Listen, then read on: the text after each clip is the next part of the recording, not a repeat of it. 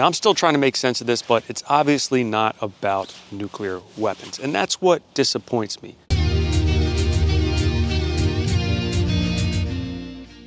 How do you create an independent multimedia juggernaut? Well, in this case, you start with 3 channels that have extraordinarily low reach, then you ignore that temporary impediment and proceed to create the most insightful content of which you are capable. To that end, I attempted to make a video discussing the United States and Israel's recent strike on Iran for my other channel, the Shadow Wreckardz vlog. That channel is a little more informal. I went out, it was a beautiful day, and I walked around a beautiful wooded park. Upon editing that footage, I realized 2 things. 1, there's something special about the insight that comes to you pondering a topic while wandering about nature.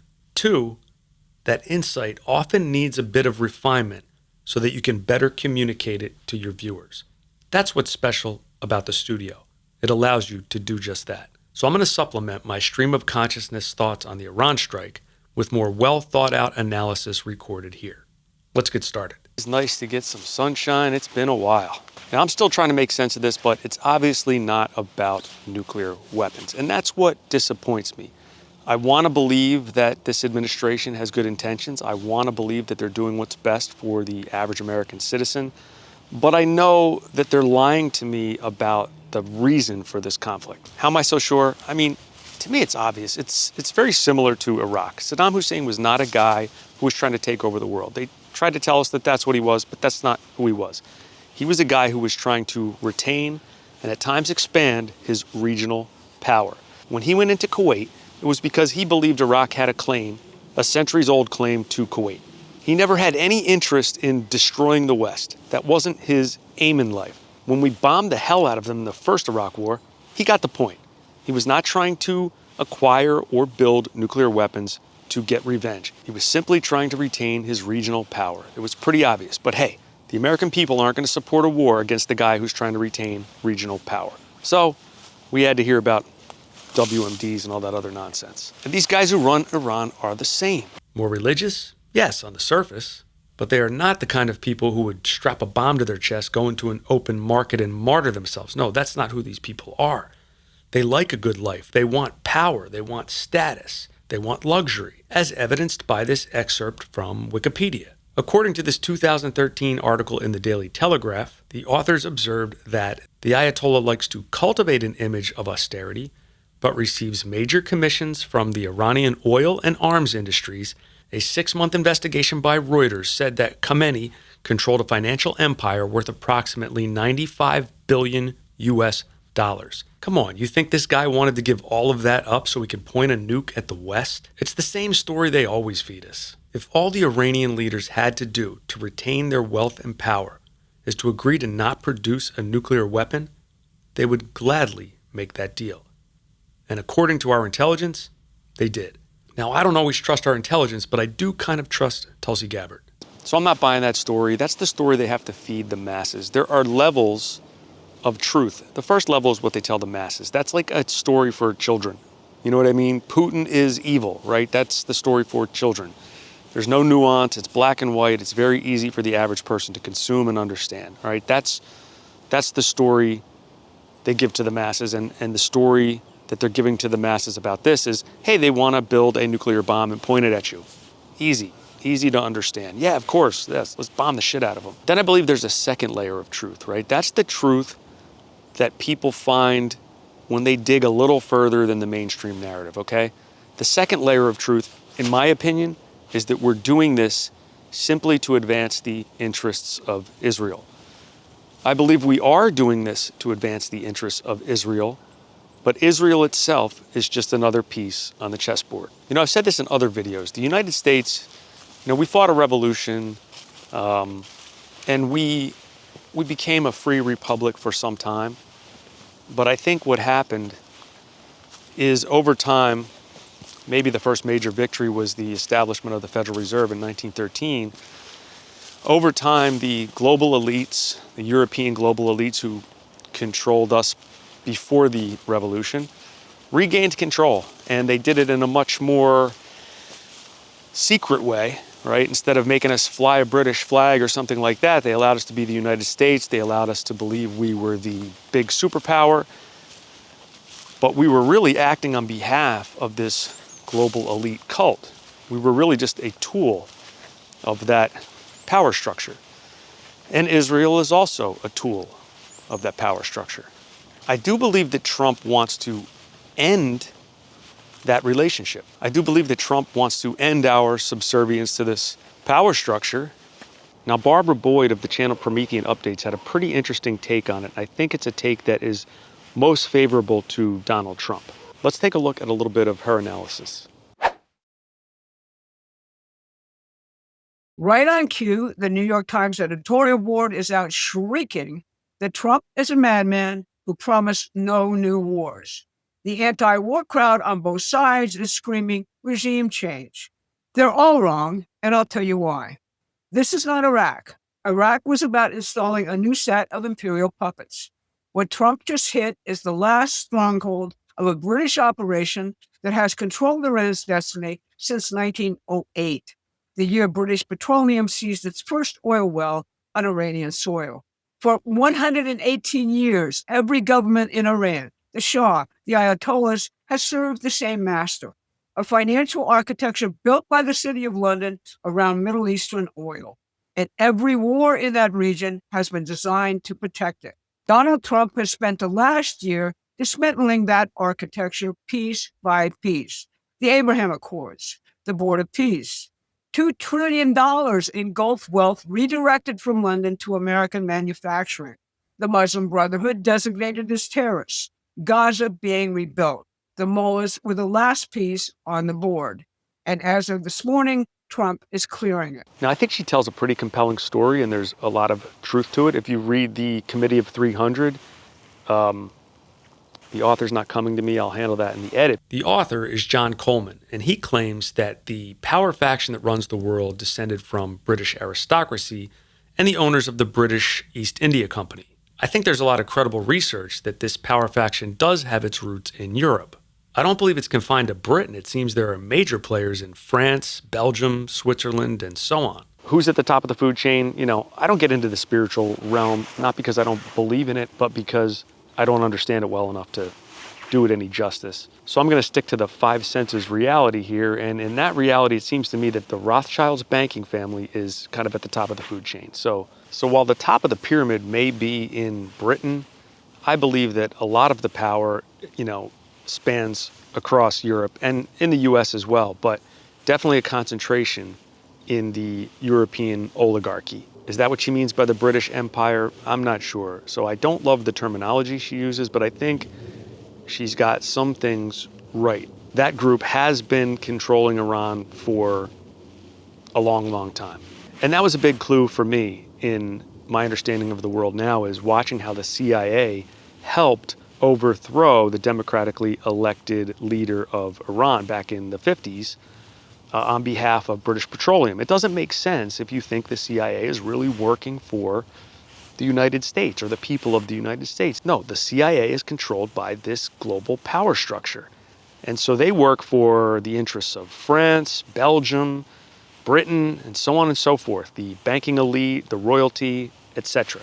They're not working for the citizens of the United States. That's why they can take part in the assassination of one of our own presidents. But that's another story. Let's get back to Iran. As much as I would like to believe Barbara Boyd's interpretation, it paints this administration in the best possible light. I fear that banking guru Catherine Austin Fitts may be a bit more on the money. Let's take a look at what she has to say.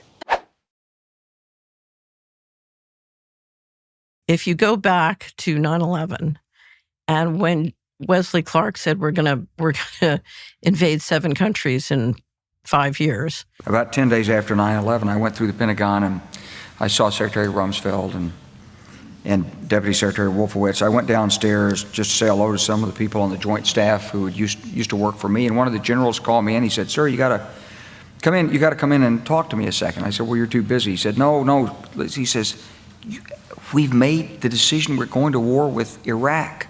This was on or about the 20th of September. I said, "We're going to war with Iraq. Why?" He said, "I don't know."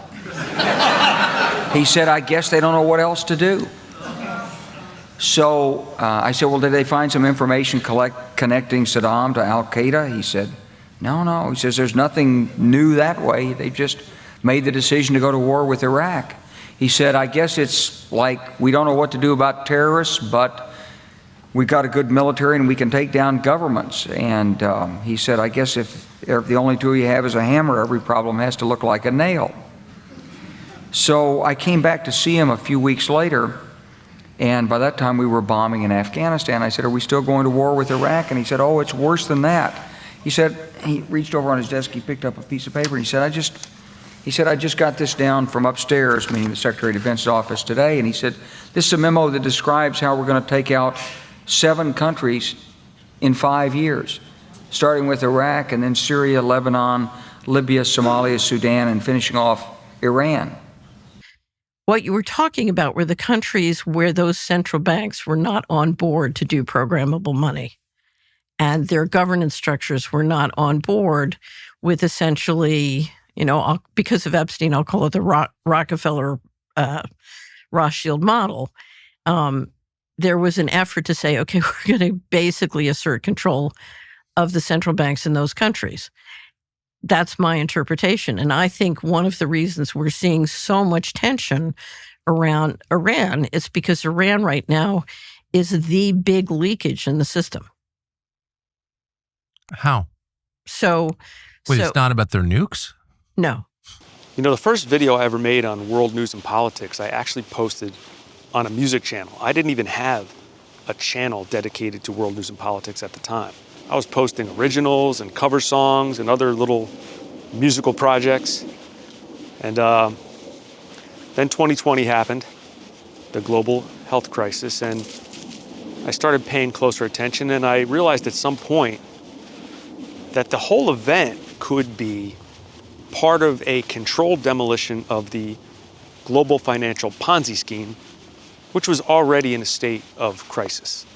The thumbnail was the Great Reset, financially motivated, ? So I can't help but be partial to the explanation by Catherine Austin Fitts because it more closely matches what I thought I was seeing back in 2020. So what am I trying to say? Let me summarize. I think if you ask the question, why did we strike Iran? There are levels of interest that you can cite as the reason.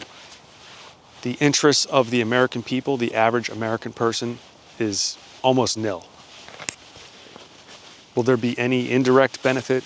Maybe, but it certainly wasn't done on our behalf. Now, obviously, there are the usual players who will benefit: the military-industrial complex, big oil. There are lots of players who they do well in these situations no matter what the conflict is for. I'm not talking about them. So put them aside. You go up another level and you look at the interests of Israel. Clearly, we're supporting the interests of Israel. And some experts think that's where it ends. Well, the objective is stated. It's regime change. This has been an Israeli dream for 30 years. Israel has caused war across the Middle East using the U.S. and using its effective ownership of Washington, which Israel does own for a variety of reasons. The plan is Israeli military hegemony in the region backed by the United States. If you go back to the Balfour Declaration, which was the founding document for the State of Israel, you see it's addressed, "Dear Lord Rothschild." That declaration was created at the behest of the Rothschild banking family, and the Rothschild banking family appears to me to be the head of the snake of this global cabal.